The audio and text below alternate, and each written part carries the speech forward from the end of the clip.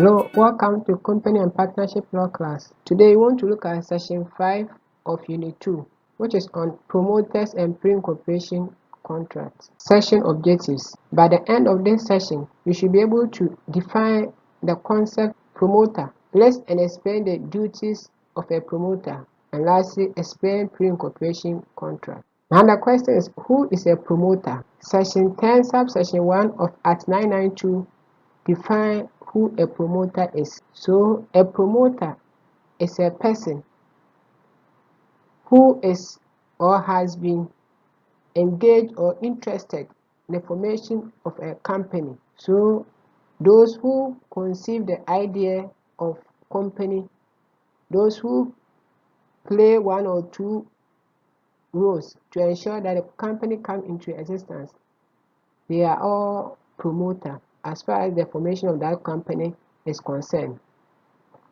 Now, there's an exception to this definition.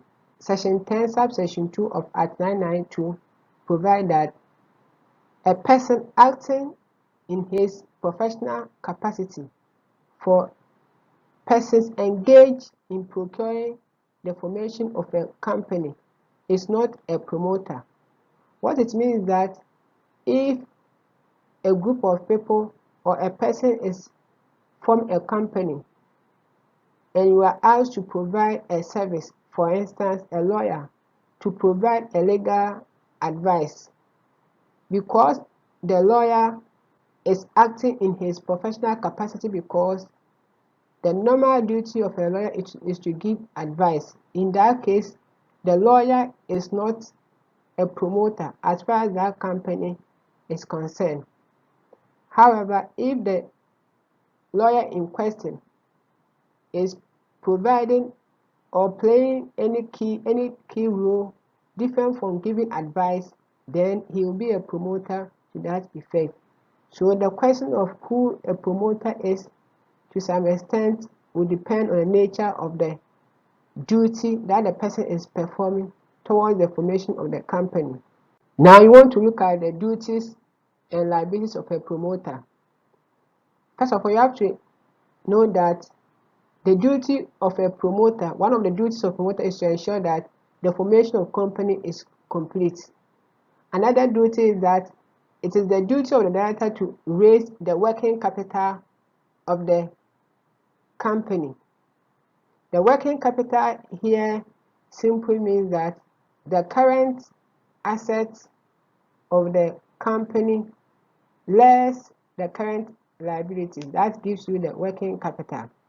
So section 10 subsection 3 of Act 992 provide that the promoter shall, until the formation of a company is complete and the working capital of the company has been raised, stand in a fiduciary relationship to the company. And this can be found at section 10 subsection 3 paragraph A of Act 992. Once the promoters stand in a fiduciary relationship, it means that they stand in a position of trust, and the law expects these people not to make secret profits, not to take bribe when acting for the proposed company, and to avoid conflict of interest. The promoters must also observe utmost good faith towards the company in a transaction with the company or on behalf of the company.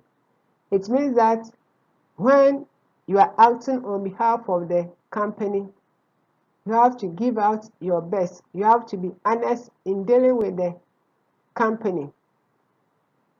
Provide all the necessary information needed by the company.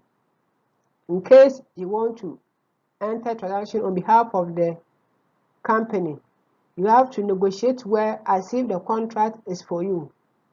When you yourself is dealing with the company as a promoter, don't take advantage over the position you occupy. Perhaps you sell a particular product and the proposed company needs similar product. However, your price is very high as compared to the market price. We expect that you buy from the market at the lower cost than selling your own to the company. You have to observe utmost good faith towards the company. Now, another duty is that the promoters must compensate the company for any loss suffered by the company by reason of the failure of the promoter to observe utmost good faith.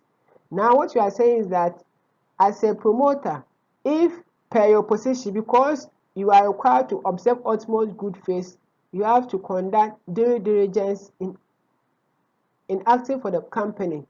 Now, if you fail to do so and the company incur any losses, you are going to be responsible for those losses. That's what section 10 subsection 3 paragraph C of Act 992 states. Now, another duty is that in case the promoter use information obtained per his position that the promoter should have used to the benefit of the company by used for his own benefit, then any profit that the promoter will derive from the use of that information on that property should be accounted to the company.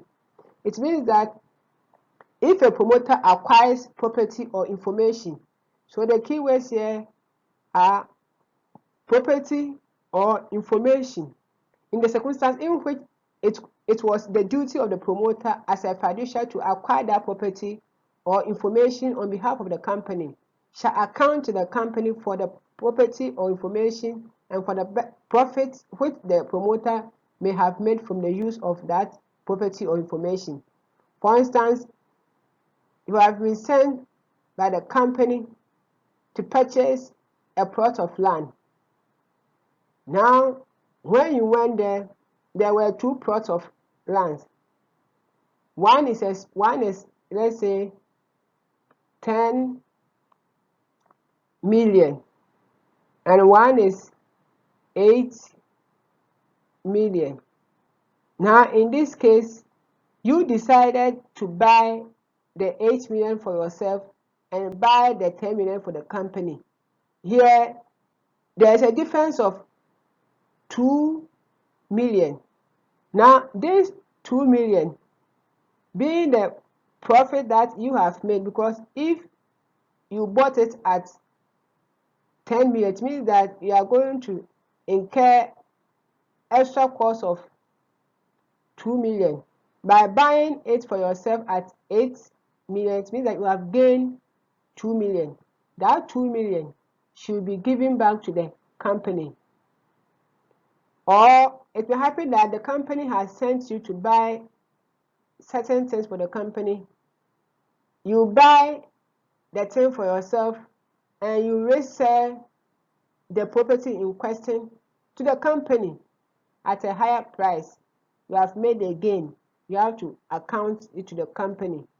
Or you bought the item for yourself and sold it to another person, maybe you bought it 8 million, then you sold it to a third party at 12 million. You have made profits of 4 million and should be given to the company, because the position that you occupy, it was a duty upon you to act on behalf of the company or use that information to the benefit of the company, but you fail to do so. That's the provision of section 10(4) of Act 992. Now, in the case of Elijah v. New S. Phosphate Company, also imposes fiduciary duty on the promoters. Fiduciary duties include not to take bribe, not to make secret profits, avoid conflicts of interest, among others. Now, you want to know whether or not a company can rescind a contract that has been entered by the promoters on their behalf. Now, in Ghana, a contract is entered into between a promoter and the company has the right to rescind. The company has the right to rescind, and this is seen from section 10, subsection 5 of Act 992. Rescission means that the company has the right to set the contract aside. Now, section 10, subsection 6 of Act 992 provide that a period of limitation shall not apply to proceedings brought by a company to enforce a right. Now, this is what the law is saying. When a period of limitation is given, it means that beyond that time, you cannot enforce your rights. However, under this provision, the law is saying that if promoters fail to act, if the promoters fail to act in a proper manner and the company incur losses, the company can bring an action to enforce its own rights. If a promoter make a secret profit, the company can bring action to recover that profit at any time. There is no limitation as far as this provision is concerned. It doesn't matter the lapse of time. The law says that there is no limitation, there is no time bound. So it means that the company can bring the action to enforce its right, i.e., recovering of make the secret profit. Now, you want to look at ratification or the condition for ratification of contracts with promoters. Before a company may ratify a pre-incorporation contract or a contract that has been entered into by the promoters on behalf of the company, there are certain duties or requirements that a promoter must meet before the ratification will be possible. The first one is that there should be full disclosure. It means that the promoters must disclose every information that is material and it is known to them. Every information that is material and it is known to them should bring it to light. Now, that contract in question may ratified by the board of directors, and the board of directors, they should be independent. The board of directors must be independent of the promoters. It means that if any of the board of directors is not independent or is having any relationship with the promoter, that person or that director in question cannot sit in the meeting in which that contract is going to be ratified. The essence is that if the director in question sits in, there's going to be a conflict of interest. Now, another is that the contract entered into or ratified by all members. It means that that contract must be ratified by members of the company. Members of the company. So one group that can ratify such contracts, members of the company, and this possibly would be dealt at the AGM. Then the contract is entered into or ratified by a general meeting. So in a general meeting too, the contract can be ratified. And when it is being ratified, the promoter or a shareholder who will benefit from the decision if it is voted in favor of the promoter will not be allowed to participate. So the law says that the contract is entered into or ratified by a general meeting at which neither the promoter nor the shareholder of any shares in which the promoter is beneficially interested shall have voted on the resolution to enter or ratify that transaction. So as I was saying, if you are someone whom the promoter will benefit when it is voted or when the contract will ratify, you, that shareholder, will not participate in that decision making. Now I want to look at what we mean by pre-incorporation contract. Pre-incorporation contract is contract entered on behalf of the proposed company or yet to be born company on behalf of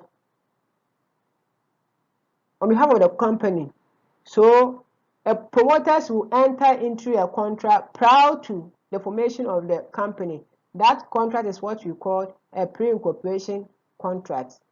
You also have to note that a contract or any other transaction purporting to be entered into by a company before the formation of the company by reason by a person on behalf of the company before its formation may be ratified by the company within 18 months after incorporation. So pre-incorporation contract can only be ratified if the company decides to ratify, can be done within 18 months of incorporation. After the 18 months, the company cannot ratify. Remember, at common law, ratification of pre-incorporation was impossible. In the case of Canal v. Baxter, ratification of pre-incorporation was not possible. But under the Companies Act 2019, and the Companies Act 2019, Act 992, ratification is possible, but it should be done within 18 months. Now, what is the effect of ratification of pre-incorporation contract? When a company ratifies a pre-incorporation contract, the company is bound by that contract, and any benefit associated with that contract will be enjoyed by the company, and if there's any liability tied to it, the company will suffer same. And this is from section 11 subsection 2 of Act 992. Now, before the company will ratify pre-incorporation contract, that contract should have been made in the name of the company. It means that if the contract is not made in the name of the company cannot ratify the pre-incorporation contract. So the next question that you have to ask yourself is that, what is the implication of pre-incorporation contract in the absence of express agreement to the contrary? So as I was saying, if there's no express agreement that the contract is being entered on behalf of the yet to be born company, then that company cannot ratify the pre-incorporation contract when it comes into existence. And this is seen from section 11 subsection 3. In that case, the promoters who entered into a contract will enjoy the benefit and incur the liability as well. In this, by way of summary, in this session, we have defined promoters and listed the duties and liabilities of promoters. We also looked at the circumstances within which a contract between a promoter and a company may be rescinded. We define pre-incorporation contract and the principles guiding pre-incorporation contract under section 11 of the Companies Act 2019 at 992. Thank you very much for your time. Enjoy the rest of your day. Goodbye.